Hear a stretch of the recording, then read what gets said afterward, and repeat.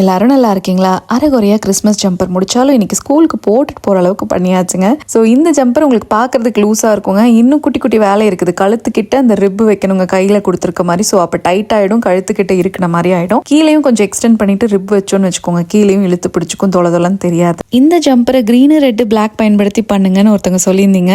அது கிறிஸ்மஸ்க்கு மட்டும் போடுற மாதிரி இருக்குங்க. எனக்கு வந்து கிறிஸ்மஸ் தீமும் வேணும், ரெகுலராக பயன்படுத்துகிற மாதிரி வேணும். அதனால தான் இந்த கலர் சூஸ் பண்ணியிருந்தாங்க.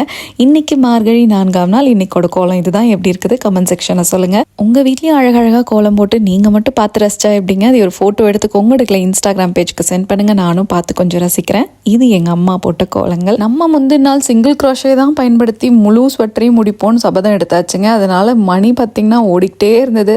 ரொம்ப அந்த ஸ்டிச் பண்ண தூங்கி விழுந்து தான் கடைசியில் வச்சுட்டு போய் தூங்கினது, அந்த அரைகுறையான ஸ்வெட்டரை விட்டுட்டு.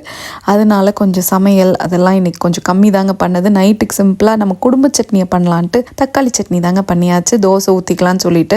ஸோ இந்த சட்னியில் பார்த்தீங்கன்னா கொஞ்சமாக எடுத்து வச்சுட்டு மீதி கொஞ்சமாக வச்சுட்டு அதில் நிறையா மிளகாய் தூள், கொஞ்சம் உப்பு எக்ஸ்ட்ரா சேர்த்து, பழைய சாப்பாடு இருந்தால் சரி, இல்லைன்னா புது சாப்பாடையுங்க அதில் உதிரியான சாப்பாடை சேர்த்து கிளறி இறக்குனீங்கன்னு வச்சுக்கோங்க, சும்மா அப்படி இருக்குங்க. ஒரு தடவை மட்டும் செஞ்சு சாப்பிட்டு பாருங்களேன். அப்புறம் சாப்பாடு கொஞ்சம் மிச்சமானாவே இந்த சட்னி பண்ணி அந்த சாப்பாடை தவட்டி சாப்பிட தான் உங்களுக்கு தோணும். ஏன்னா அவ்வளோ நல்லா இருக்குங்க. இன்னைக்கு டின்னருக்கு பார்த்தீங்கன்னா தோசை, தக்காளி சட்னி, தக்காளி சாப்பாடு தாங்க. வாங்க சாப்பிடலாம். இந்த சட்னி பார்க்கறதுக்கும் செய்யறதுக்கும் சிம்பிளா இருக்கே, எப்படி இருக்குன்னு யோசிக்க வேணாம், ரொம்ப நல்லா இருக்குங்க. தோசை, சப்பாத்தி, சாப்பாடு எல்லாத்துக்கூடயுமே இதை சேர்த்து சாப்பிடலாங்க. டின்னரை முடிச்சுட்டு க்ரோஷே வேலை ஆரம்பிச்சாச்சுங்க. அடுத்து வந்த ஆர்டர் இந்த டர்காய்ஷ் விநாயகர். அழகா இருக்கலைங்க.